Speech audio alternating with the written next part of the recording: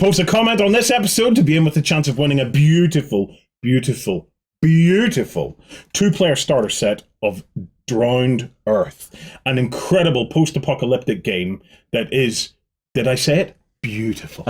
Warren, look, I think this particular game has earned one of your stunnings. Give it to it. It's stunning! There you go. Like this show.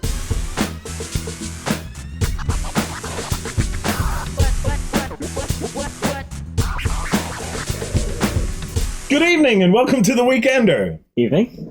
Not for some. We broadcast all time zones. I am wondering if this would work better as an evening show instead of a morning show. And I wonder, do more people watch it in the evening than watch it in the morning? Do you have any idea how many upset gamers you're going to have if you do that? How many of you out there like to wake up your Saturday or Sunday morning in bed with your iPad and just watch The Weekender while your missus or your significant other makes you breakfast in bed? Yes, I want to know, do we stay as the Saturday morning geek TV? Voting yes. Or do we become an evening show and get our smoking jackets and stuff do you know what the good thing about it if we say on Saturday morning? We just find a way to animate some Dungeons and Dragons and we've got Saturday morning cartoons. We've got Saturday morning cartoons. There you go. That is what we need. I will say I did love the ones that came out this week. They had me giggling like hell. Yeah, come on over to beastofwar.com or OnTableTop.com and check him out. Because I am gearing up to reformat this whole show. Ooh. Excellent. I haven't decided what exactly I'm doing yet, but I want to rip the whole thing apart Right. and start again and do something completely different. Put your suggestions down below. Yes. Yeah. And let me know. Do you want to spend your mornings with me or your evening? And what types of new segments would you possibly like to see? No, I don't want to know that. The many funny costumes. No, I don't want your suggestion. No, we're going to come to you with something new. Okay. Right. This week we have some cool stuff happening over at OnTableTop.com, beastofwar.com. Both of them work. Yeah. We have John has been live streaming all week. Painting the Warlord Titan from the Adeptus Mechanicus. Yeah. Adeptus Titanicus. Sorry, the Adeptus Titanicus, not Mechanicus, yes. I'll click on through into one of them here. So John is live streaming these, and then are these going into the stream archive? Yep, they're all in the stream archives. I think these are all public. I think they're up on YouTube and stuff as well. Yeah, I'm not seeing backstage here. Yeah. So it's so whether you don't need to be a backstager to watch this stuff. It's an amazing model. It is. It is. And I'm so happy because now I can finally talk rules. Yeah. Because last Weekender, it wasn't out yet whenever the Weekender went out, and I had to sing dumb as if I didn't know how the game played. And how do you think the game plays? Honestly, from what I've seen of the mechanics that they've written into the rulebook, it's going to have a nice weight to it. You know the way whenever you imagine Titans, it's big, heavy, slow, lumbering movement. Yeah. I think they've engineered that into the rulebook perfectly. Yeah. Well, that's a movement phase covered now, but do they feel destructive? That's yes, the they key. do. I've been But seeing a bit of feedback that that there's maybe a little bit more randomness than what some people like in this, but there's ways and means. It's all about the management of your war engines. Yeah. That's what I like about it. And for the actual weight of the game, it's not just the movement. It comes into the shooting phase as well. Because there are some weapons, right? Say you're a Titan. yes, I shoot you. Some of the weapons can actually force you to turn. And some of the orders you play can let you actually shoot during the movement phase. So if I see you've moved, I'll now activate my one that can shoot. I shoot you, you're now facing the wrong way and can't shoot me. Oh, So you've got that big swing. Oh, very nice. Yes. Now, one thing I'm very interested to see, I want to hear if there's anything from the old Epic 40k left in the rules there. If it's entirely new or if they brought anything over from back in the day. I mean, while we were in the States, Gianna has a massive collection of the old Epic 40k. So I'm interested in hearing her opinions when she finds the new rules. Yeah. Yeah, I know it is entirely a new game. It isn't Epic 40,000. Yeah. Well, they even have like little writer's notes in the rulebook that refer to the old stuff. So they actually have like a little cliff notes just hanging in there going, yeah, we know we did Epic before. This is something completely new for everybody. Oh, excellent. Well, if you're interested, John has been doing is really nice, easy beginner stuff. There's airbrushing in there, so if you've never airbrushed and you want to see a bit of the effect that it has and how it makes painting things like this so easy. Like, I mean, you get results that will just make you go, oh, and I can do that in such a short amount of time. You know, when you get even just the very basic control of an airbrush, and he'll show you all of that during the live blog. Go and check it out. And the people that are on the live blog were able to vote on stuff. They had a funny thing on the Thursday where John was saying, right, I'm going to give you 3 options now. We've come to the weathering stage. Uh-oh. I'm either going to brush it on, or I'm going to gloss coat it and airbrush it on, or I'm going to dip it with Army Painter Dip. And a huge argument broke out. I can only guess at how bad that went. I suspect he has went with the gloss coat and then airbrush a shade onto it. Okay. Yeah, you got to see it. It is cool.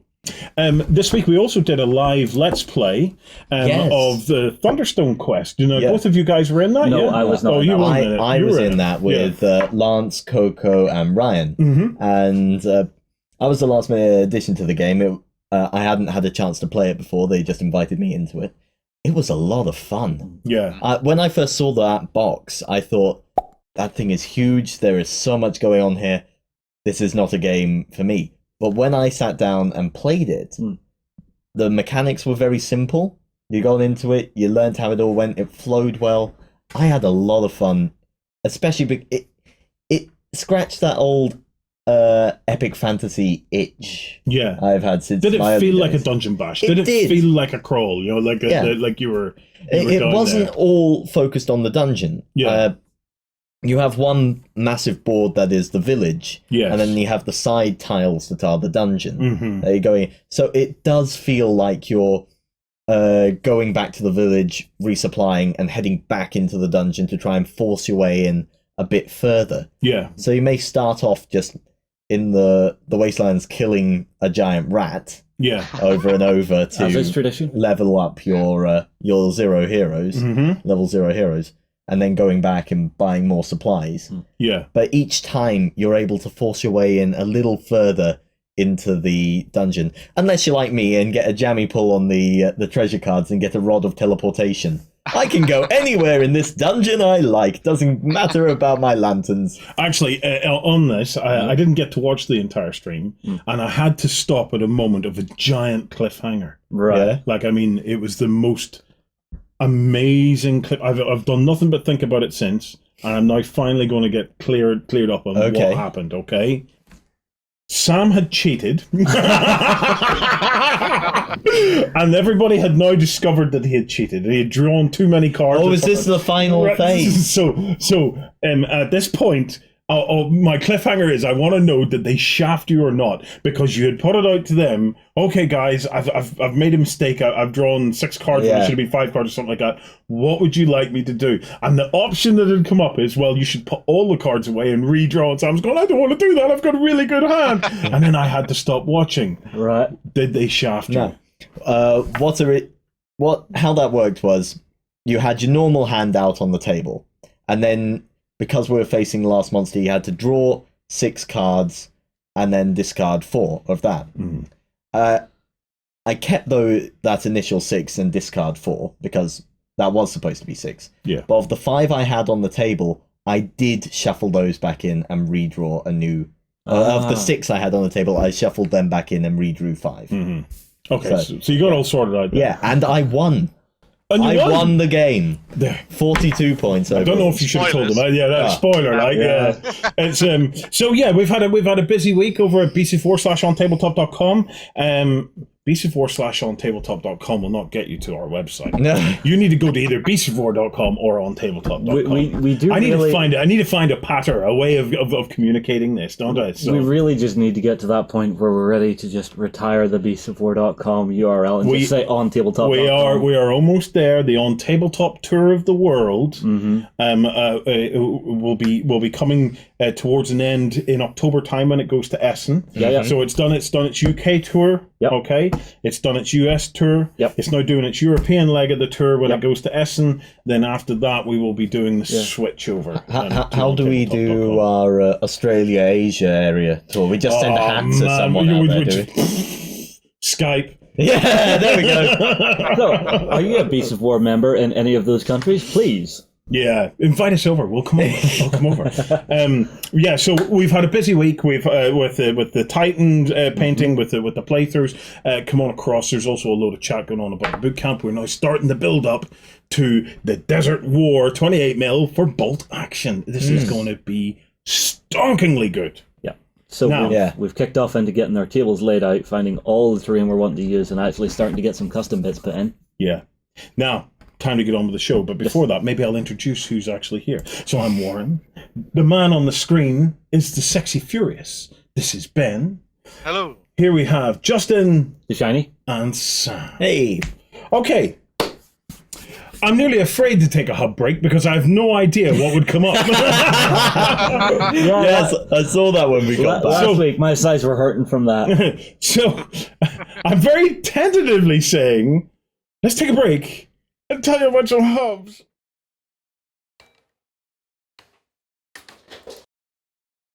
Is the internet down?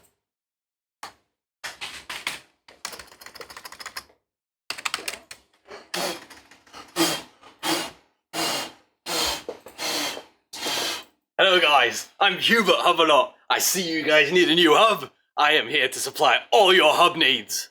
My hero! Welcome back. Okay, it's time for the news. We're going to kick off with some Games Workshop because Gorka Morka is being rejuvenated into Speed Freaks. Ta-da! Yeah, so this was news that came out towards the start of this week from Games Workshop, and they were releasing information about Speed Freaks. Now, there's not too much of it at the moment, apart from a teaser trailer which shows off the old Orc buggy being smashed to pieces, as a good mech would do, Yeah. and being turned into a new war buggy instead. Mm-hmm. Now, this leads a lot of people to thinking that what we're going to be seeing here is pretty much a revamp of what Games Workshop were doing in the past. Kind of what they've been done with Adeptus Titanicus and stuff like that. Effectively, Gorka Morka is not going to be how you thought it was, so it's not going to be coming back as like a full-on skirmish game as it used to be, you know, with the Orc tribes and the mutants and stuff like that. And instead, we're going to be seeing them focusing down towards an actual proper racing game on the tabletop, which is very, very cool indeed. Yeah. Now, there has been some sort of teaser stuff coming out of this being in Japan and stuff like that, so we'll have to see exactly how this arrives on the tabletop. But from what we've seen in the previews and stuff like that, I'm up for a really cool racing game in the world of 40k. I think it goes back to that kind of like dark comedy side of 1/40,000 that everyone really loved back in the day and stuff. So hopefully that's something that's being carried over into Speed Freaks going forward. That would be very cool. Yeah. So, And the new buggy looks amazing. We'll have to see if we can bring a picture up or something with the editors. That this new version of it, you get the sense that, yeah, these orcs are Speed Freaks. Can I Yeah. budge it? Huh? Can I budge the buggy? It's an orc thing. We're going to find out. This We're is going to what find I'm out. I'm wondering with assuming this that you game. probably can. I'm assuming that you'll probably get a bonus for painting it red. Yes. I have no Oh, doubt. yeah, You know? well, that carries always Yeah, you back got like it. that, You yeah. got it. Isn't it? There's a couple of quick ones here. So if you're interested in your racing games, this isn't the only racing game out there. One of my favorites is Formula D, which is a board game. I which love Yep. I think That's Formula sitting D around here somewhere. For me, it has to be Gaslands. It's amazing. I was going to mention Gaslands. Yeah.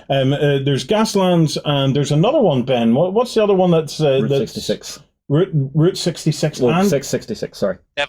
and Devil's Run. Yeah, I think that's the same It's thing. the same thing, yeah. So Gaslands and Devil's Run are also ones well worth checking out because racing on the tabletop has had a little bit of a boom recently. Yeah. And if you like your Hot Wheels and your Matchbox, Simon are coming out with the Wacky Races board yeah. game of all things. are they really? Yeah, the we saw it original. in Incom. Oh, fantastic! I am really happy for this, especially because there is an upgraded version of the game where you can have the miniatures pre-painted. There is one thing that makes me sad about it, though. What's that? You can't play Dick Dastardly. He's an NPC. Oh no! I know. He drives ahead and leaves traps behind him Oh for you. no! But you that- can pay Penelope Yeah, yeah. and the rest of them. Yeah, the Ant Mob gang. And Hill Mob. Ant Mob, yeah. Yeah. I used to love Years and those years cartoons so Yeah. much. Oh, So what were- there's an interesting selection Yeah. of racing games out there. The other thing that's interesting though, isn't it amazing just how horizontal the Warhammer 40k hobby is getting at the Oh moment? yeah, it's spreading way How out. broad it is. Yeah, there's so much you can do to just like if you never want to leave that universe. You pretty much don't have to leave that universe anymore. You've got so many options. It's really, really cool. Well, I did see one thing coming out of the rumor mill for it. Yeah. Is that Games Workshop might be looking about putting the IP out to movie studios again. Oh yes, that has appeared. I can't remember what's the exact announcement was, but there was some sort of press release stating that. Yeah, but wouldn't it be nice if one of the big studios took it on? It has to happen. You see, It has to happen. Yes, Ben? I've thought about this for a while now, and one of the big things that I've always looked at when it comes to Warhammer 40,000 and Warhammer Fantasy, now Age of Sigmar and stuff like that, is that if they were ever going to come back to the idea of doing something set within the universe, it either has to be sort of pretty much real life and done with like lots of CGI, like a lot of the films are now, not completely CGI. I don't think that it works. Or go down the completely animated route and do like a proper anime style version of 40k and Warhammer Fantasy, because the over-the-top world of anime and that kind of style would work so well for Warhammer 40,000 especially. So I don't think that's going to happen. I don't think that's going to happen. The reason is because I think it would be such a departure from the core IP that they'd be very, very keen to protect. I think if it went live action, I think you're more likely to see it go. I think they're more likely to agree to live action. If the only offer they got was a big budget anime style, they might go for that. But I think if they get choices, they're probably they'll opt for the live action. One of the difficulties I have with it as a universe, though, for this is typically movies will have they're quite formulaic. And successful movies are very formulaic because there are certain archetypes and certain plot lines that we just gravitate to. So the save the cat moment for the hero, going through to love interests and things like this. So most stick very closely to the hero's journey plot structure. The current crop of Space Marines. You see, here's where you got your difficulty, right? The moment you mention a 40k movie, you immediately think it's going to have Space Marines. This is what I was wondering. But if it does have Space Marines, well, in their current incarnation, tend to lack a lot of personality. Certainly back in the Horus Heresy days, they from the books they come out with more. But they almost certainly never have a love interest as far as we're aware. I've only ever discovered it once. A lot in of any of the books I've read. A lot of modern cinema is moving away from the need for a love interest. Yeah, but I get that. But equally, you if you want the movie to be a success, it probably is going to have to follow a bit of a formula somewhere. Well, that rumor also said it might be a TV series. That would be cool. A TV series. That would work a lot better. That would like. Sorry. Go ahead, Ben. I was going to say, if you looked to something like Forward Unto Dawn that was done for Halo, you have it focusing around Imperial Guardsmen, Astra Militarum, and those guys, and having them on the screen, and then having the Space Marines as something that comes in towards the end or something like that. You could definitely do that as a TV show. So I think a TV Gaunt's series, Ghost or something like that. That's what I was going to say. TV series would suit it far better than well, it lets them go for the breadth of story that you need. I think one of the best ways they could actually go for it would actually be following an inquisitorial retinue.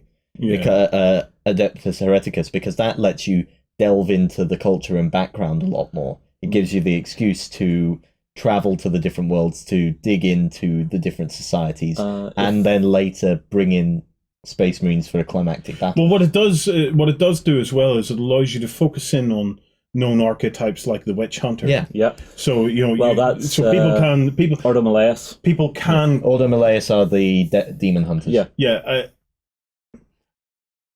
I mean, you have almost a Van Helsing kind of a character. You have that hunter character that.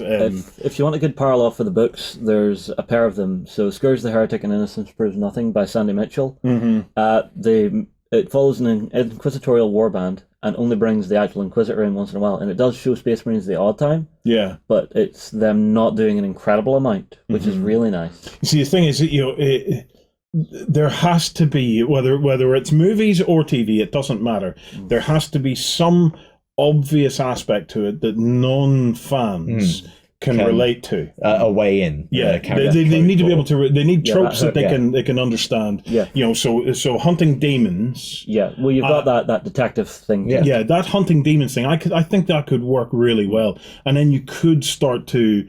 Look at the personal relationships and stuff, because it's going to have the relationships between individuals, love interests, love triangles, whatever else. Well, because that gives you a team. Successful TV has this. Game of Thrones, Oh, definitely. Vikings. Yeah. You know, it can't all be about the action. The action sequences are the crescendos. Yep. But it's all the other intrigue and the character development. I'm going to lend you Scourge of the Heretic because that has all of that. Absolutely. in I one can't shot. wait not to read that. So it's It's a good book from one of my favourite writers. Justin, do you know what we're I know going you to don't do? have time. No, I don't have time. So what we're going to do is we're going to make time for a beer, and you can just tell me all about it. you are basically my personal version of Alexa. You'll just regurgitate it to me in your own unique style with your double vodkas and coke. So it's like Whoa, hang on, that's a heavy night. right. In other, when we're on the topic of franchises and movies and stuff, we've got one coming the other direction. I am so excited for this. Because Frank Herbert's Dune is coming to the tabletop. Ben, fill us in. So, Gale Force 9 announced this week that they're in a partnership with Frank Herbert's Dune world and the sci-fi world behind all of that, and they're going to be bringing to the tabletop a whole bunch of board games and miniatures games based within this world. The big announcement that came out of this as well is that they've also partnered with Modiphius, who are going to be creating a role-playing game which will be coming out in 2019, I believe. So, some big news coming out on this front. We've talked about this in the past when we've done sort of coverage of what kind of sci-fi universes we'd like to see on the tabletop, and Dune came up a lot. We've talked about it in multiple shows and stuff like that, and it'll be very, very interesting to see how this comes together.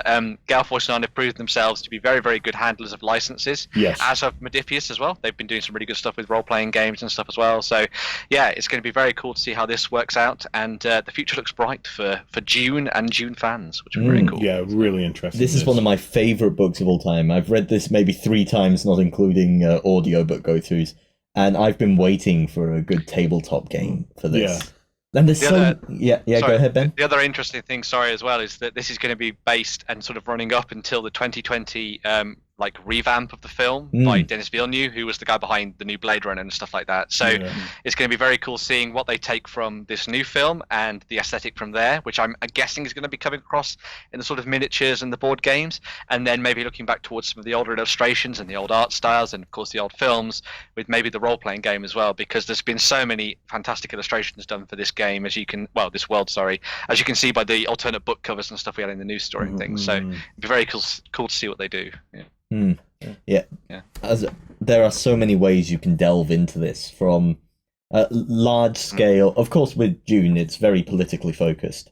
So the obvious ones are large scale civ builders, where you have your house, your noble house, and you're competing for control of the spice and political favors and strength. So that's your 4X kind of thing there. Definitely be your 4X, where you've got the Bene Gesserit and the Navigators Guild on either side trying to compete with those.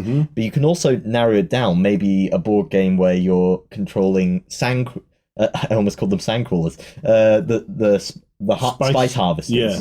And you have to try and gather in as much spice before worms notice you. And you have to, that element of judgment. When do you pull back your harvester? There could be card games where you can use... the other thing is, remember, it is coming from basically the masters of the 15 mil game. So like 15 mil Dune could be awesome. You know, it's like the scale of it would just be incredible. I want to see Fremen riding worms on the table. I want to see Sardaukar forces. Although with the way the industry is these days, I'd say you're possibly more likely to see a skirmish game where it's small raids happening through a story-based that would campaign. work. That would also work because there is a lot of that skirmish level fighting. I'm telling you now that if they obviously have this license somewhere. A 15 mil version of this game exists at the moment, because I do know this because as we've said, Battlefront, Gale Force 9 are very, very expert at handling licenses. They have done stuff years back where there was a very big license that they were looking into, and I know that it made its way into a 15 mil game at the time. So I have no doubt that their designers and stuff have been putting stuff together to see how it would all work. Like, oh God, what you would give to be in New Zealand right now to hunt through that studio. When we were at the Battlefront Open Day, I was chatting to some of the folks there who work for Gale Force 9, and they were actually saying one of the games that they were actually really sad to lose the license for was Spartacus, because the game system was so good. And they were talking about what they would possibly use to reskin that game system Yeah. and retune it.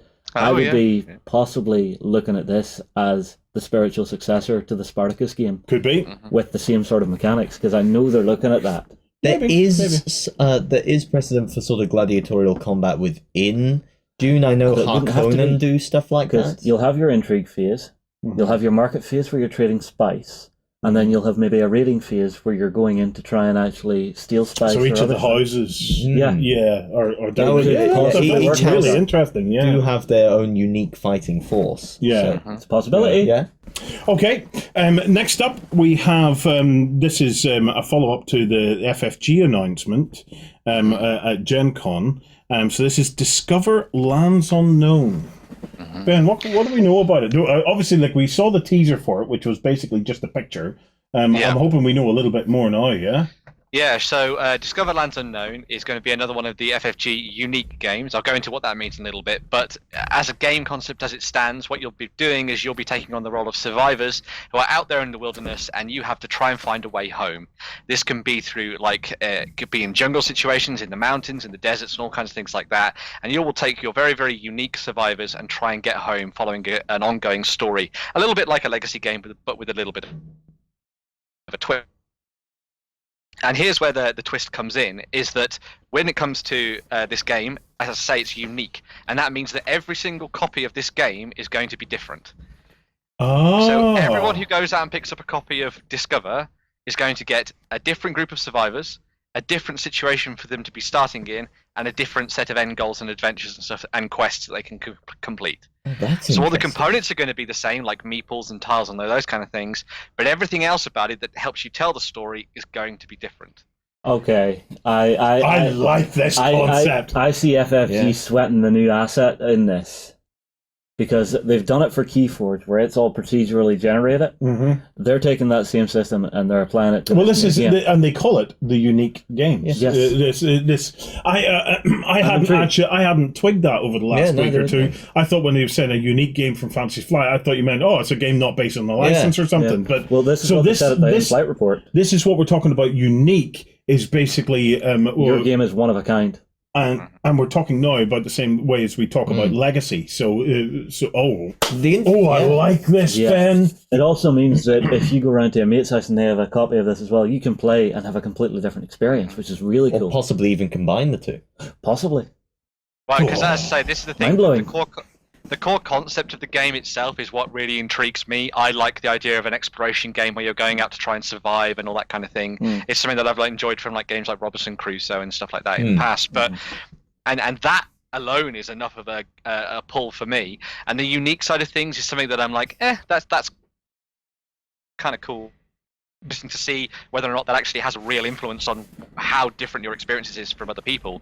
But I really like the idea of what they were saying in some of their descriptions for this, is that legacy games are, you effectively start from the beginning and it's the same game for everyone and you make it your own story. Yeah. Whereas in this case, it's a completely unique story from the beginning and then you build onto it. And that aspect of things is going to be very, very interesting. So I'll be interested to see what people decide when they pick this up and sort of how the reviews are for this one as well. It's going to be very, very interesting, especially if they start to look into other unique games as well, because it'll be very cool to see how far they can take this. Really. But yeah. And it's great for us. It's great for gaming media. Yes. Because we can do playthroughs without no worrying one about else. spoilers. Yes. You know, it's like- I never even yeah. considered that. That's amazing. This is something that comes up for us a lot of the time when we go to play through a game, especially games that are going to Kickstarter or are heavily story based. Yeah. You think to yourself, you've got to be careful here because you don't want to end up spoiling. Yeah, and most Yeah. games, No, they for it, have so- those big story hooks pre-built in. They have through the moments on campaign. rails, yeah. Yeah. So It's like games like Sherlock Holmes Case Kingdom Death. Files. Yeah. That one, no one could watch that if they want to play that. Yeah. Yeah, well, look at investigation. the escape games we have sitting in the office. We can't Yeah. play those on camera because that's just giving out the solution. Yeah.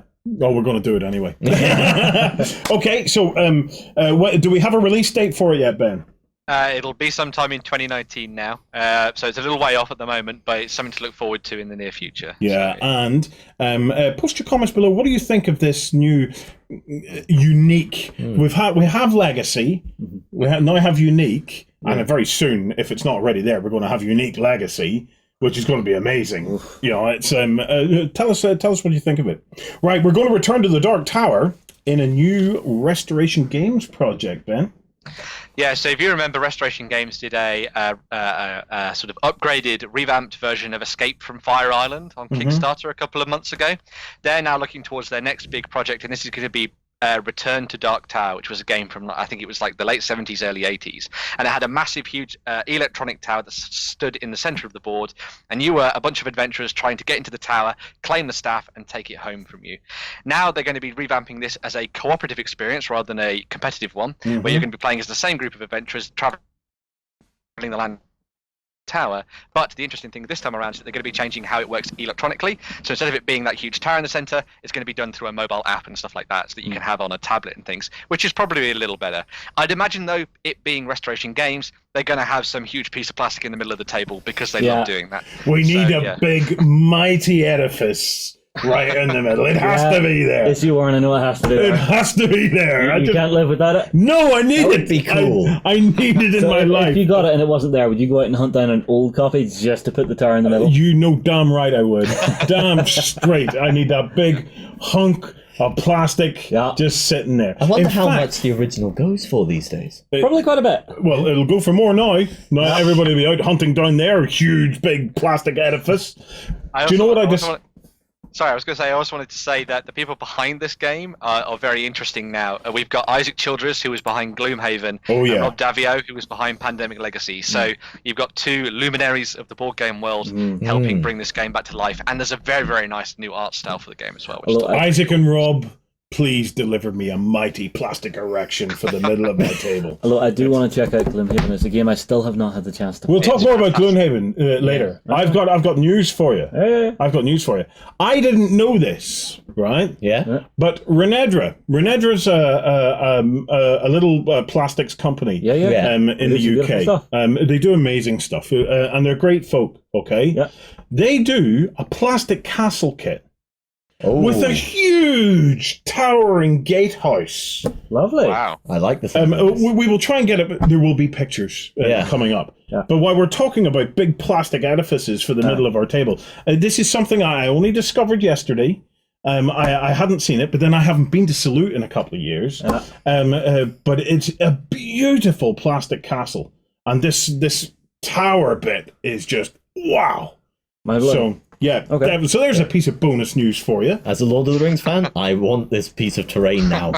We do. Yes. We do. Absolutely. Myself and Sam are hoping to get stuck into a bit of Lord of the Rings stuff. Yeah. We've had the Hobbit stir within us. our inner hobbit, or in my case inner hobbits. I think my inner hobbit is pretty outer hobbit at this point. I'm thinking small family. Well, there's three big Lord of the Rings fans, even here on the set. So we have the Ben, we have the Sam, and we have myself. I don't mind. So no, you don't. I like it too. No, I'm forcing you to enjoy other stuff, man. But we're gonna have a bit of a play with the Lord of the Rings stuff because it's a TV series potentially on the way. Yes, really? Yes, of course. Yeah, for Amazon. It's like, now's the time, guys. Now's the time. I cannot wait to get some Gondor. Or I really want to do is the Army of the Dead. Army of the Dead. They are one of my favorite forces. They're a pain to face on the battlefield, though. Yeah, but just imagine how easily John will paint those for me. Yeah, true enough. It's going to be great. It's going to be great. Okay, so keep our eye out for the Return to the Dark Tower. Finally, we have Black Powder 2nd Edition. That's coming in October. Very, very close now. Ooh, look at the book. That's very nice. Yeah, so Warlord Games again announced this week that they're going to be bringing back Black Powder 2nd Edition in October this year. So if you're interested in getting stuck back into that, you've got some options to do that there. They're also going to be twinning this with a revamped and updated 2-player starter set as well, which will contain Waterloo. So if you really, really want to get into Black Powder, there is a new option for you there. And of course, it's not just Napoleonic era and Waterloo you can get involved with. You've also got the War of Independence and all those kind of things as well over in America and that kind of thing too. So lots and lots of different options for you to get stuck into some Black Powder stuff towards the end of this year. This will handle Rorke's Drift as well, wouldn't it? Yes. Well, yeah. Yeah, if it's Black Powder, yeah. Yeah, it should handle Rorke's Drift as well. Or will they not bolt action at that point? No. No, it's black powder. So if it handles Rourke's Drift, its timing is perfect because next year, I believe, is the anniversary of the Battle of Rourke's Drift. So if this comes, I've been looking into trying to do something about this. Did you know that one of the world's renowned experts, I shit you not, like full-on experts on the Battle of Rourke's Drift, is the mighty John Stallard himself. Really? Not from a gaming perspective, but I mean as a historical, world-renowned expert on the Battle of Rourke's Drift. How great would it be to get an interview with him to talk about that? You know, well, I'm hoping. Warlord guys. I think we might have an in here, Sam. Warlord guys, you know, do you fancy hooking up? And we could celebrate Rourke's Drift together? Well, we could do a massive Rourke's Drift either here or we'll take the stuff over to Nottingham. Well, I know Jerry has a full rig for it. We could do a beautiful Rourke's Drift and live stream. And maybe the Perrys would come along. Rick might come along. Alessio in. Yeah. Alessio, yeah. They all have all those recreation armor and all the clothing stuff as well. So. You remember Mr. Stellar's game room? I remember it very well. That was the night when you two shared a bottle of Bushmills and decided how many 10-year-old. How many Civil War costumes can we dress Sam up in? It was great. Well, you're basically Civil War weight and height. Sam. Yeah. So it just kind of worked. Yeah, I mean, whenever we were across stateside, we went to a World War II museum. Mm-hmm. Every uniform would fit him perfectly. Yep. Every uniform. I have no doubt. And for those guys that are into their more sci-fi stuff, if we're doing Rourke's Drift, I think we should also do Orc's Drift as well. Orc's Drift. Yeah. And we could do a celebration of both. That way we get everybody involved. Especially with the new Speed Freak models coming out. Yeah. So if anybody has any interest in working with us on that, reach out. Drop in a comment. Let us know, and we'll see what we can make happen. Right. Okay, Justin, you have a guest. Yes, we have James in from the Drowned Earth to actually chat about what they've been up to since they were here the last time before their Kickstarter launch. So we're going to be catching up on just how the Kickstarter went, what they're planning to do, lots of good stuff. So we'll be right back.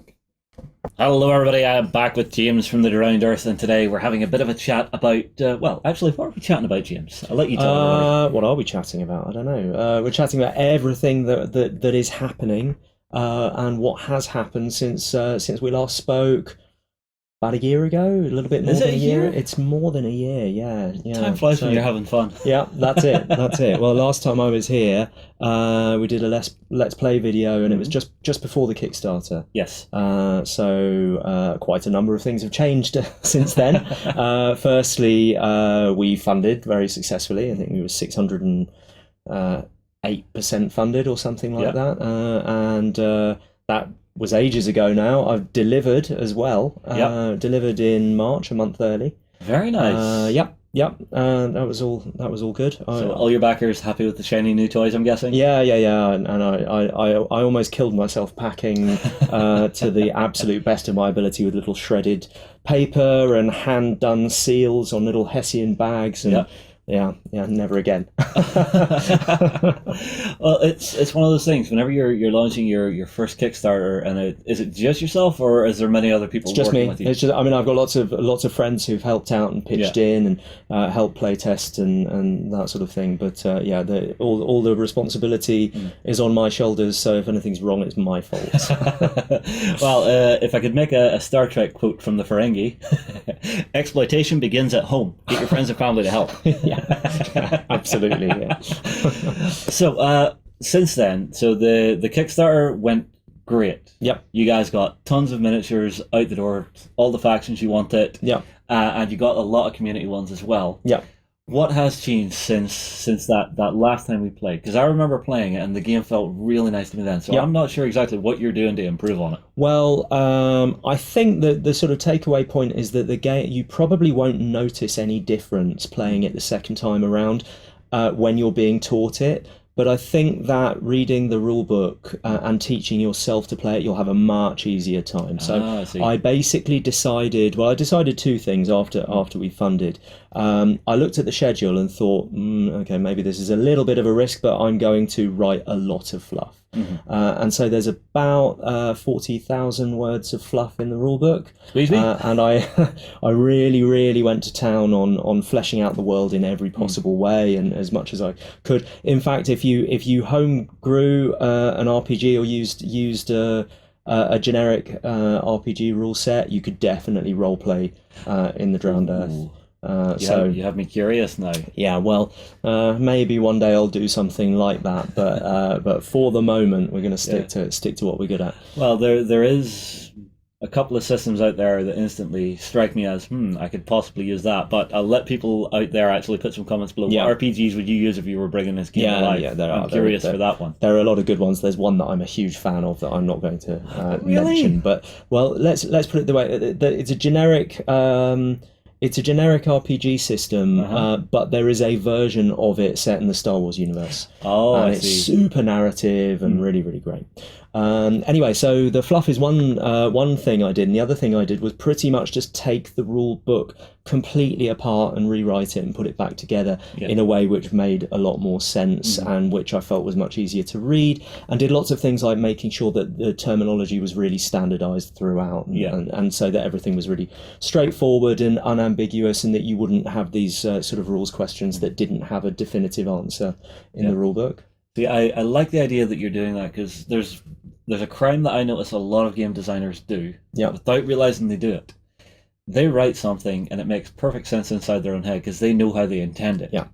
Yeah. I've always said, go back, reread your stuff, and one company I was talking to recently actually said they employ what they call the professional layman. Yeah. So they actually take what they've written and hand it to someone who has never seen it before and say, go learn to play my game. Yeah. If you have any problems, come back to me and tell me which points you're having it. I had two friends in Manchester actually set up a camcorder and just video their attempt to play the game at one stage. So, and that was fascinating. Yeah. But yeah, so that's one thing we've done. But the rules have changed slightly as well. Mostly what I've done is just when there was a slightly awkward solution, I've made it a more streamlined solution. I see. So you're smoothing out speed bumps. Exactly. Yeah. And if you remember the movement system, which is really a kind of a unique selling point of the game. You can leap off things and jump up walls, climb up walls, do all that kind of parkour movement. There were quite a number of different types of movement. You could jump, you could leap, you could jump down, you could climb. And now effectively there's normal moving, running along a space. There's restricted movement where you only move so you have two movement distances, like you have two of most things, and they pertain to the dice result. You either succeed or you succeed really well. So most models either move 4 or they move 6, depending on what dice they roll. If you're just walking along the street normally, you don't need to roll because you should generally just be able to walk 6 inches. Yeah, well, most people know how to walk. Yeah, exactly. But if you're doing something, if you're crawling or you're swimming, then you always use the shorter distance. And then if you're doing something like trying to run up a wall or climb or leap off something, then you roll the dice, and if you pass, you move the shorter distance, and we call it nail it, if you pass really well, then you move the long distance. And it's pretty much as simple as that. So everything's just much more streamlined. Every different type of dynamic movement has been consolidated into a single table. The only difference is, what happens when you fail to jump from one building if you critical fail from when you're jumping from one building to the other, well, you can guess what's going to happen. You're going to end up plummeting. So that can be different in implementation, but not in the mechanic. The mechanic is always the same. Your opponent says where they want you to fall from. So previously we had 4 different tables and what have you, and it's just all condensed down into one thing. So much easier. Nice. You see, for me, whenever we played our Let's Play last time, the movement was kind of a star of the show. That whole idea of managing my resources and seeing, okay, that person's actually moving in a certain way. Yeah.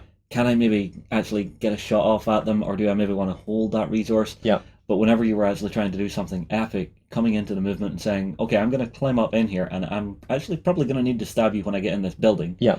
So let's see if I can do it. Yeah. I love that idea. So that now, it works exactly the same way it used to. There are just less rules to do the same thing. Perfect. That's what I like to hear. Yeah. So what else did we do? Line of sight. So we hadn't properly resolved line of sight, and now we're using line of sight templates, So which these are. also that's what these are, and they also double as movement indicators. So for super competitive play, if you're playing in a tournament, if you want absolutely no ambiguity, you've got your little dude. Right, well, let's say I have my miniature. Just pop him here, and let's say I want to move him. Yep. So you take the line of sight template and you say that's where I want him to move to. So let's say that's 6 inches. You've indicated where you want to move to. Now you roll the dice and you either move the whole way or only part of the way between that point and that point, depending on what you're trying to do. Yeah. So I mean, I remember we were talking. It was a game of intention. Yeah. You know, you were actually showing someone what your intention is whenever you were doing your actions. Right. Yeah. The idea of having the template to actually say, I can clearly show my intention right now without, no ambiguity, no arguments after the fact. And I'll be honest with you that we almost never use them because we just play relatively, we're not going to try and play testing. It's not about winning. And so we're not particularly interested in saying, you forgot to do that or what have you. And the other thing is it just, it eliminates that thing where you say, well, when you look at the dice, you're like, well, what I actually meant I wanted to do was go there instead of there. Now I know that I couldn't quite make it the whole way. See, I like that because it's making you declare if you're really pushing for something heroic or risky. Yeah. You're declaring it before you go for it. And if you fail, you fail. Yeah. Whereas if you play it safe and go, oh, no, actually I was going to be that heroic guy, it makes it more narrative and more worthwhile to me whenever you actually make the roll. Yeah, absolutely. You feel better about it. So the way these, as I say, they have a double purpose. They're also line of sight templates, and if you're trying to shoot a model that's there and you can't decide whether you have line of sight or not, then you replace the model with that template. You point the arrow towards the shooting model. Oh, I see. Hang on, I can call this up. So on the base here, you can actually see there's an arrow. And the type, which is A for this one. Yep. And it's on the base too. Yeah, that's right. Really nice. That's right. So you point the arrow towards the shooter, and that way you've always got a silhouette.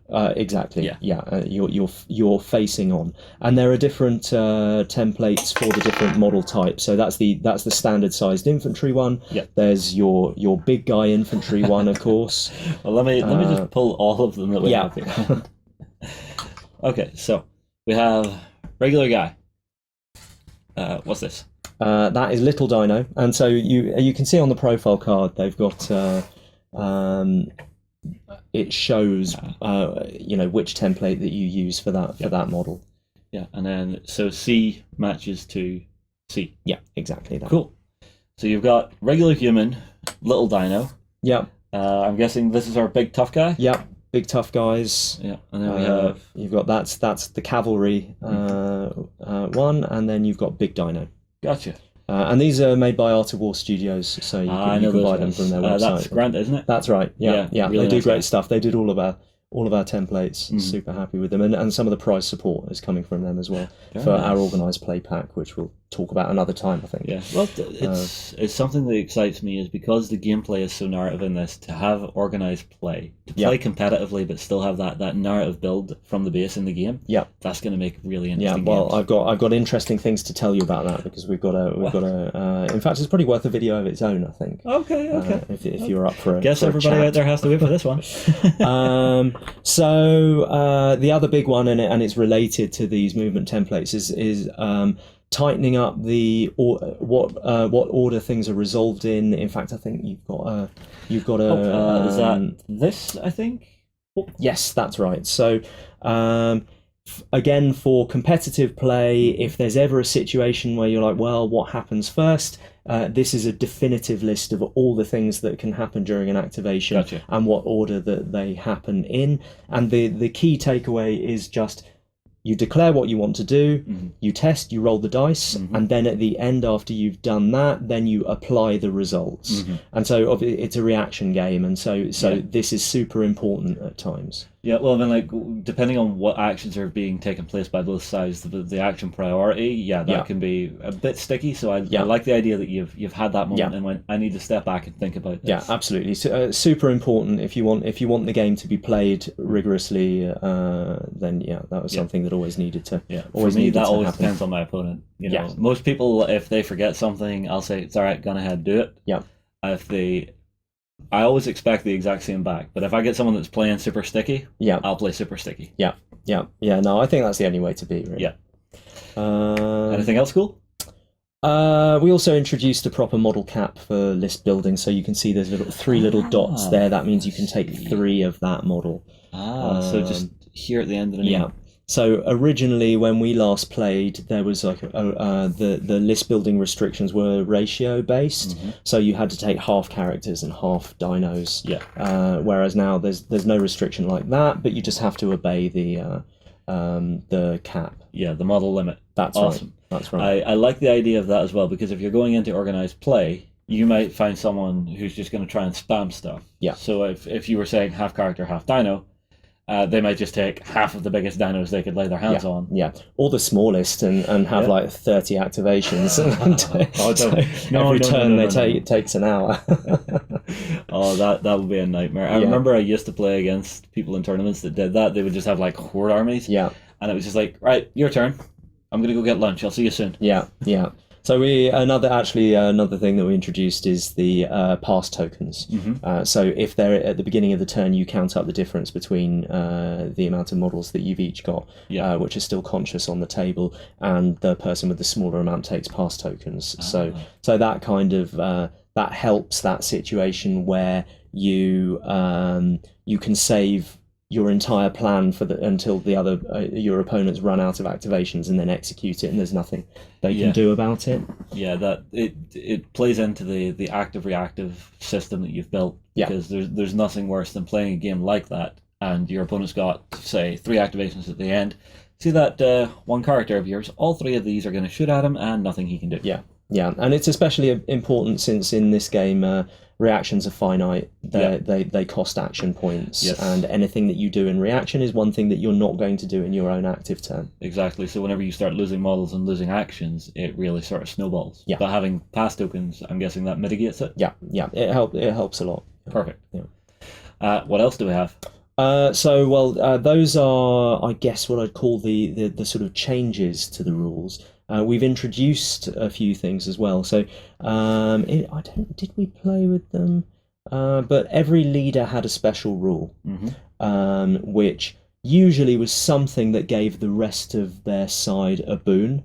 And what we've actually done is we've taken them off the leader profile cards and put them onto leader ability cards. I see. That would be these, if I'm not very mistaken, yeah? Ta-da! These. Yeah, there we go. They're two-sided. This one in particular, one of the sides is Forek only, so that's the leader of the militia. The other side is generic. What might you deduce from that? That maybe if my leader dies, someone else can step up to take him out? Or perhaps somewhere down the line we might release other leaders for each faction. Okay, so I was wrong. Sorry. Yeah. No, it was a mean thing to do, to put you on there. But yeah, so if you can take Forex special ability,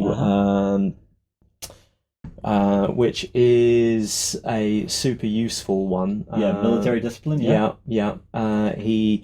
He's slightly less good at commanding than the other in terms of his intelligence than the other leaders, but he is allowed to fail and keep commanding one time per turn. And That's command, nice. Just to remind everybody at home, commanding is the ability to move action points from one model to another, provided both models have line of sight to your leader, so he can effectively shout orders at people and coordinate your strategy during the game. So that's a great one for him. However, sometimes you just want to blow things up. Nothing says I love you quite like high explosives. Well, I remember when you first last time. In fact, here he is. When you first saw Forek and you looked at the just a render and you saw he had some grenades hanging from his belt and you said, "Oh, is he going to get those?" And well, this is the answer. Yes. So they're finite. You put a token on them with each use, so he only gets a couple of uses when he or any other future militia leader takes them. See, that actually makes real thematic sense to me as well, because it's probably not a grenade that's really been made. It's maybe one that's been found. Yeah, absolutely. And you can only carry so many. So what else have we got in the? I have another pair of leader cards, I believe, sitting here. So these are, again, actually we've got actually both of these are Canada only. So this is the leader of the firm, and again he can take stun grenades, or he can so that's the selfish option, or the altruistic option is that he allows every other, so of course you can take wayfarers, you can take dinosaurs, it doesn't affect them, it only affects other members of the firm. But when your opponent makes an armor roll, they are trying to roll under their armor value. If they roll a 9 or a 10, yes, it is a 9 or a 10. It was just a 10 at one stage, and of course I forget which rule I went for. But they take double damage. So each failed armor roll inflicts 2 rather than the usual 1 damage. Okay, is that just an ability that's on the whole time for the firm then? No, so if Canada takes Killer Instinct, then it's on. If Canada's taken out, then it isn't on anymore. I see. So basically the boss is watching, let's make sure and kill people. Exactly. Yeah, gotcha. He's inspiring everybody. And so there are various ones of these. Some of them, this is the Bondsman one. If you flip it, you'll see most of them, the flip side has another ability for that faction. This actually has a generic ability which several different factions can take, and you can see they've got the faction logo. So for example, the alert crew can be taken by firm bondsmen or artifactors. I see. So what does this one do then? So that allows you to take more effect cards. What are effect cards, you might ask? I think I have a few sitting here. So if I want to cycle through them, is this an effect card? That is an effect card. So we've all been there. You've built your perfect list. You absolutely love it. But you've got 3 points left over. What can you buy for 3 points? Nothing. But you can buy effect cards, and what they are typically. Everyone who backed the Kickstarter got 7 effect cards. They're available to download for anyone, and you can legally in a tournament play with a downloaded and printed out version. It's no issue there. But what they really are is they serve a number of different purposes, but mostly they are very selective and limited luck mitigation. So when you really need to get that extra. What have we got on there? So distraction, when you really need to get to the objective and you know that your opponent has declared a reaction to try and shoot you before you get there, and you've only got a couple of wounds left and they could potentially take you out, and it's a game-winning moment, you can slap down distraction. Another member of your crew, makes an animal call or something like that.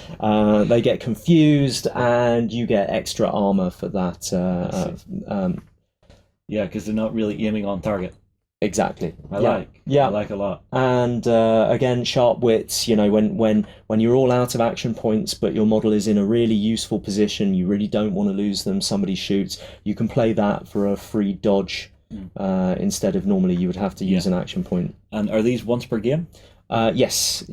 Typically they are. There might be some in the future which aren't, and you heard it here first. I think actually this is an exclusive leak. We are going to be releasing a deck of these with quite a few more options at different points values. possibly even ones which allow you to take models from friendly but non-wayfarer factions. So for example, the militia and the artifactors are not enemies. There might be a card that lets you take, for example, Sage in the militia. I see. That sort of thing. Okay, this is an idea that I absolutely adore. There is nothing that frustrates me more than whenever I'm building lists. Let's say I'm building to 100 points. Yeah. And I get to 97 and I max out. And my buddy manages to nail the 100 points. Yeah. I feel you feel like you've got to be at a disadvantage somewhere. Yeah, there's something in the back of my head saying I'm going to be fighting harder here. Yeah. So those cards, you can take Sage, but he'll cost a few points more than he would do if he was in the Artifactors. Yeah. So that's one thing, and we also probably will include some more leader cards in that deck as well. We'll have to see. I'm not 100% on that, but that's just a little something that's coming.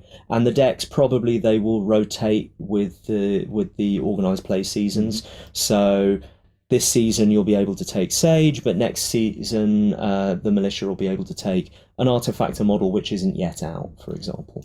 And what will this tie into the narrative of the season or something like that? Yeah, absolutely. So Very sometimes maybe there's something that happens at the final tournament of the year, and will actually reflect that in a rules change or in a new card or a new ability or even a new model release. Sometimes we'll see. Yeah, that's actually really cool because it gives me the sense that the world is living and breathing. The timeline's moving forward. Yeah, and I am so keen on that idea. I really want to do that.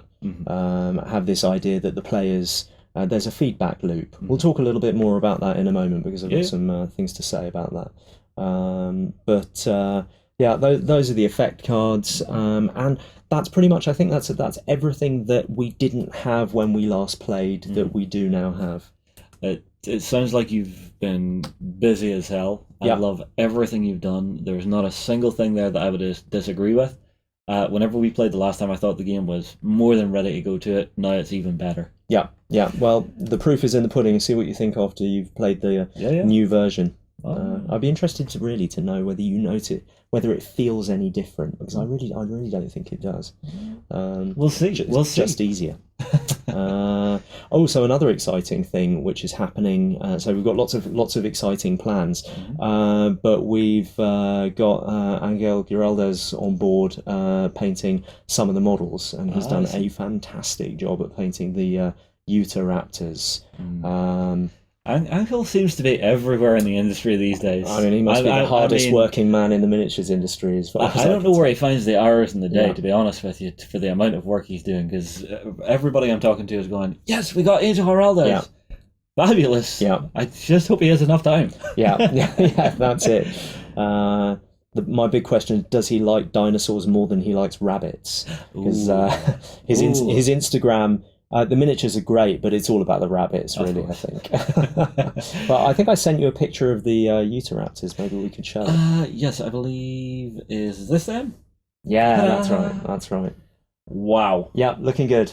He's done a gorgeous job on those. Yeah. It's something I've never really seen him do before, is just do pure organics. Normally I'm expecting to see armor come out from it. Yeah. Like heavy-duty sci-fi stuff, but seeing something just so clean and crisp, and the blending between the skin tones. Yeah, it's fabulous. And I do notice he took a little bit of artistic license with the colour of dinosaurs. Yeah. Because no one can know what colour dinosaurs were.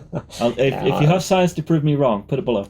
Well, I think that dinosaurs that lived in rainforests would definitely look like tropical birds. Yeah. So all of my dinosaur colour schemes are like crazy tropical bird of paradise, parrot coloured, I can live with that because it's fun. It makes them really beautiful on the board. But it also does one thing that I notice a lot of players do. They attack the shiny thing. So if you take like the smallest unit of dinos, paint them incredibly well, and put them out and go, I'm so proud of those. And there are several dinosaur profiles which are basically about running interference. Yeah. They're about creating threat vectors for your opponent and making giving them a problem that they have to deal with. But while they're dealing with that problem, you execute your real plan. I see. And if they don't deal with them, can they still chomp and do a bit of damage? Oh yeah, definitely. Okay, awesome. Yeah, absolutely awesome. Anything else to cover? Yeah, so we've got some new releases coming. Again, I think we'll talk about that in another video. But we're trying to get rolling on the regular release schedule to expand the range and make sure that, as well as the dinos and the Wayfarer options that people have to list build, they'll actually have lots of in-faction options to swap out different models and swap in. And certain scenarios you might find a reason to want 2 mechs, for example, and so you'd be able to do that at a certain stage. And I mean, who doesn't just want lots of Barengi, the gorilla guys? Yeah, why not? I mean, you do really, don't you? Yeah, they are quite cool. Yeah. Now, I do have a question. Yeah. So if you're going for a regular release schedule now, is that something that's going to come to Kickstarter, or is that just going to be direct to market? No, direct to market. Direct to market. Yeah, That's just... Again, something I like, because it means that your fans who have now bought in aren't having to wait for the next production cycle. Yeah. They can just start jumping in and start expanding into their forces and Yeah, actually living in the world. Absolutely. Yeah, no, I feel like if you need to release a whole faction and you want to see how many people are going to get behind it before you properly commit, then that's one thing. But I think for just expanding the range, it should just happen organically. Very cool. Yeah. Very cool. And it's all about bringing new tactics and new options to the table. Yeah. Well, I mean, like there's nothing worse than playing the same game over and over again, but having what you have at the minute. I think there's a lot in there that you can actually start playing with, bringing in the Wayfarers, bringing in the dinos to actually change up your forces. Yeah. It's going to give you a lot of tactical flexibility. Yeah. And when you see the organised play tournament pack, there are lots of tactical challenges there where you don't want to take. It's why I decided I wasn't going to have a tournament pack with a single points value. So you just take 120 points and you use the same list over and over again. Yeah. You can tailor your list to the requirements of the specific scenario every time. That's very cool, because there's something I dislike about some tournaments that are static like that, which is if I've built my list and I come up against that one thing that I never wanted to see, there's no flexibility to retune my it's difficult tactics. to do anything about it. Yeah, but with this, it means that you can look at it beforehand and say, I know they've been playing them and they'll probably have this, so I think I'll drop this guy because he always gets taken out by them, and I'll put in a couple of these because they'll maybe do a better job for me. Yeah, and it also means that when as well? Inevitably, sometimes in a tournament you're going to end up playing blue on blue. Yeah. And you're just much less likely to have a complete mirror list if you do that. And are you playing same point level the whole time? Or are you changing the point level? The points level changes from game to game, but obviously each player is playing at the same level for each game. Yeah, as you would expect. Awesome. So then we're Deep Cut Studios are making a map for us. I saw it's beautiful. Yeah, you've seen some preview pictures of it, but that's coming very soon. And I'm working hard to get some official scenery organised as well. Nice. So at the moment, generic ruins with aquarium plants do a great job. I'm making some lollipop walkways as well. Does a great job. Using sort of industrial sci-fi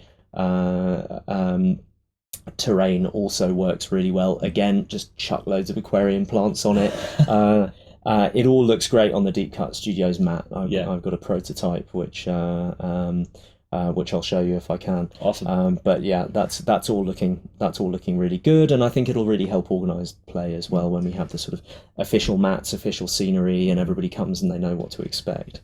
Well, it gives you a preset vision of the world. Yeah. If you're using terrain from like lots of different sources, the world can start to feel disjointed. So having an official one, this is officially what the drowned earth, the world of it, looks like. Yeah. So that's very good to have. Yeah. And I mean, I love the fact that people have the option to riff on the theme and to do their own thing and to bring their own, and to make their own table and make things out of scratch, or just buy a bunch of MDF stuff and put that together. It's in fact, I've played it just like as I did when I was a kid, and you couldn't buy sheet polystyrene, and things like that. So we books, green sheet, some sponges for rocks and things like that. And actually, I played some fun games around Earth, just chucking a whole load of household boxes and books and mugs and things jumping up and off things. I actually did see recently a couple of guys playing a bit of a piss take game where they were playing just on a dining table, and they just went into the kitchen and started grabbing utensils. Yeah.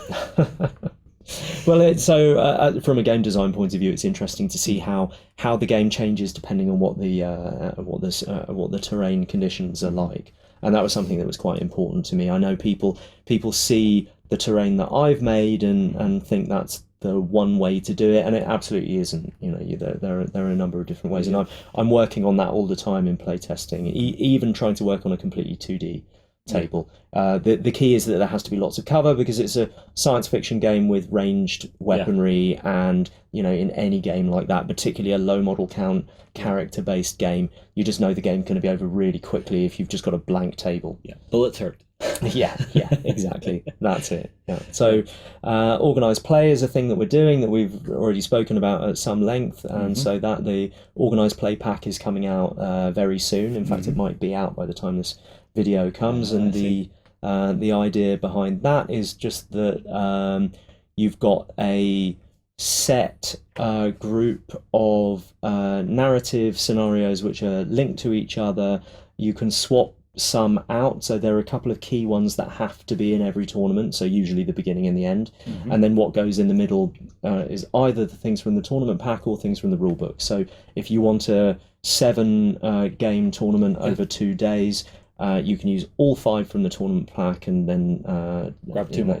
Grab 2 more, or you can swap out 1 and put swap in 3, whatever you like, really. But they're, as I said, they're all at different points values, and the idea is that at the end of it, you've gone through a little story journey, and every player feels like they went on a bit of a campaign, but without doing the thing that a lot of campaign stuff ends up doing, which is kind of unbalancing the game a little bit. And cool stuff isn't always balanced, and so it's playing, trying to create that balance, because the last thing I have to talk about, and this is another world exclusive, I think, I've alluded to it before, but it's definitely going to happen.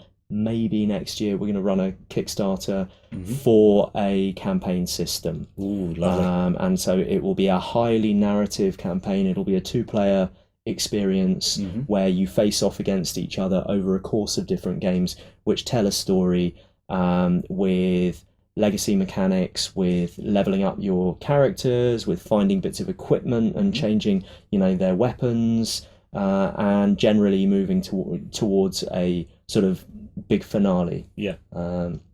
So I really want that to be something which people have a feeling that they went on an RPG campaign, effectively. At the end of it, they've got a little story of what happened during their journey to the end. I see. Well, if that's something you're doing, I definitely want to get you in for a Skype interview to actually sit down and talk about what you think makes for a good campaign, what elements you're possibly thinking of putting in. I think that could be a really interesting discussion.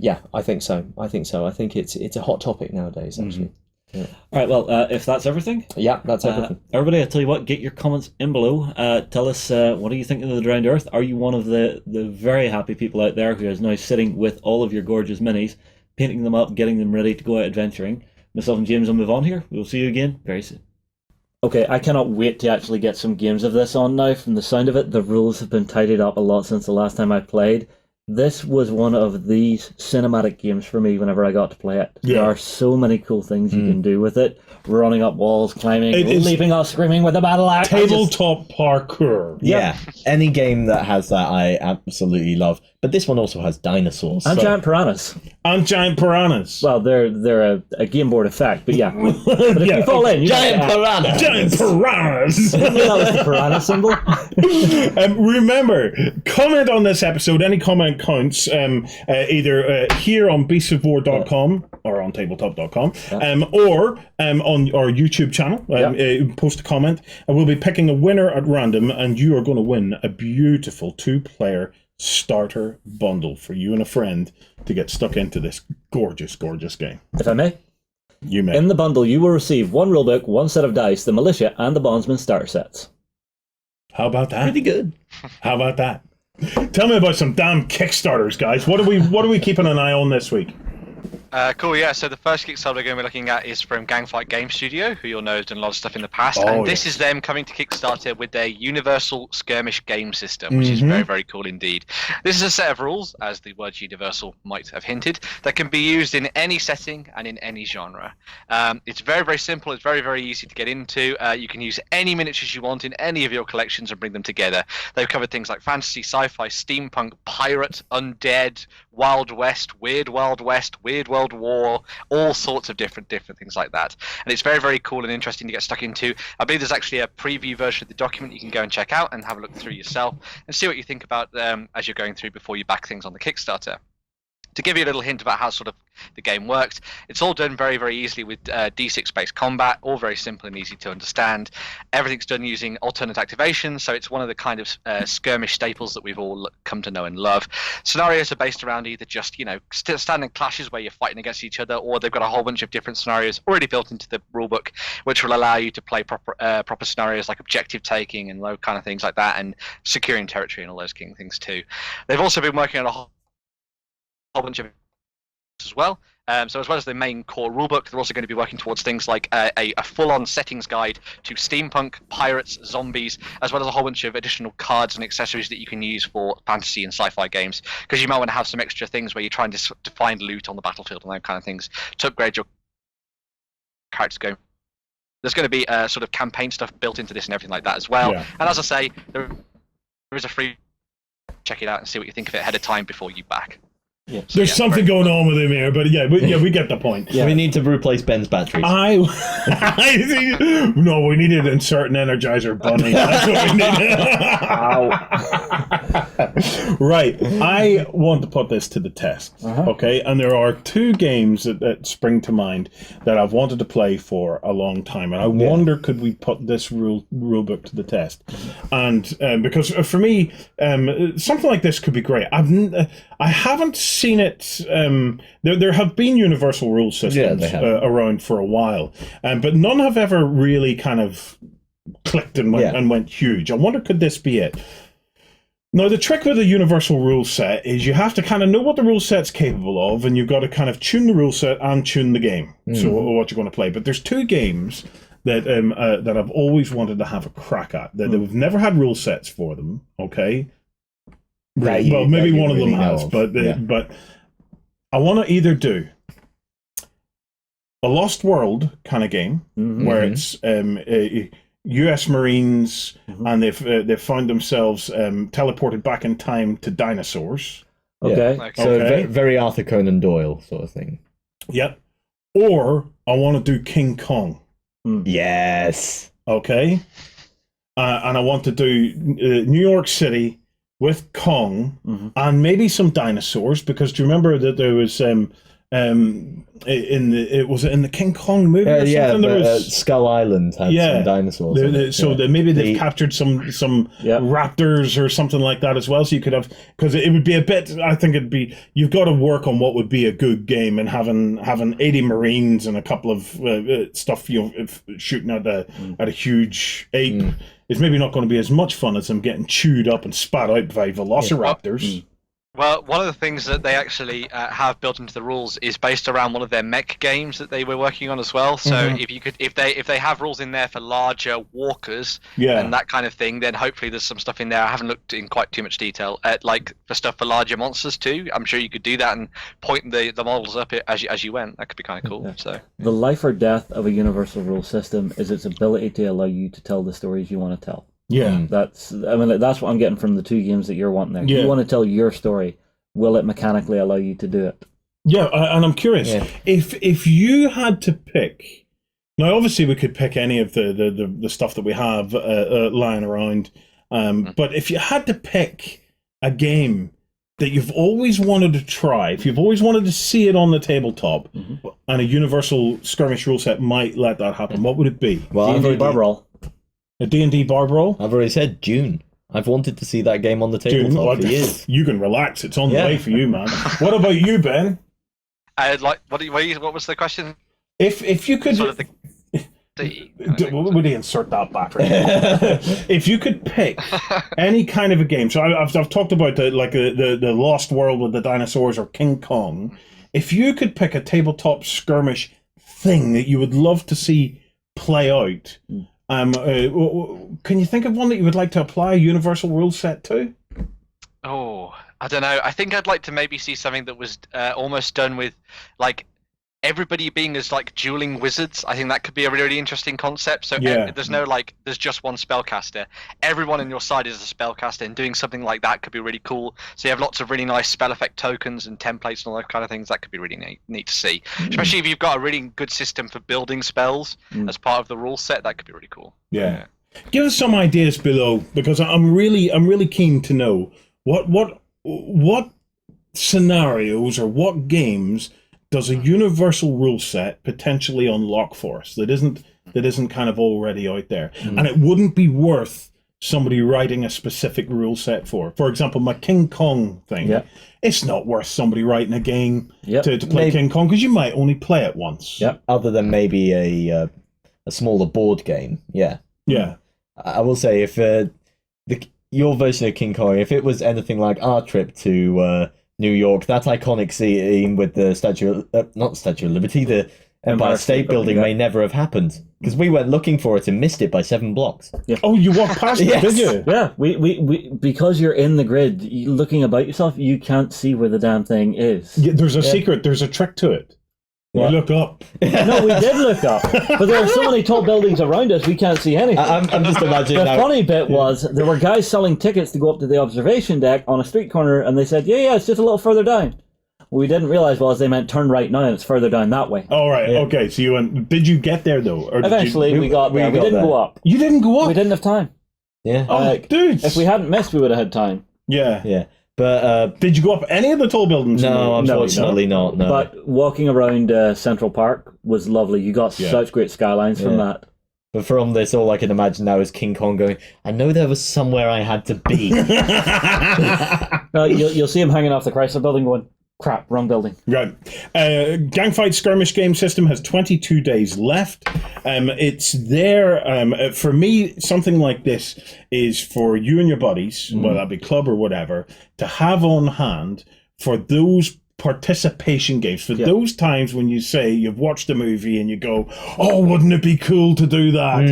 And then you pick out that rule book. It's something you've maybe played a few times together, so you all start to get into the habit of it, and then it's there. You just grab minis or whatever tokens or whatever you've got, and you play it out. Maybe this would be my King Kong unlocker. Maybe. My question for this then is it just a preset rule system that you're just reskinning to whatever game you're playing? Or is it like a gaming cookbook where you get to pick out the mechanics you're wanting to use? I'm sure it's a bit of both, but also remember there are the supplements or the bits that expand it to tune it slightly more towards your undead, your sci-fi and stuff, because they are quite different settings. Anybody that's ever even toyed with rules would know that creating rules for a fantasy setting and a sci-fi setting, ranges, power and stuff, it starts to change quite a lot. So, right, next up, Dungeon Derby. Yes.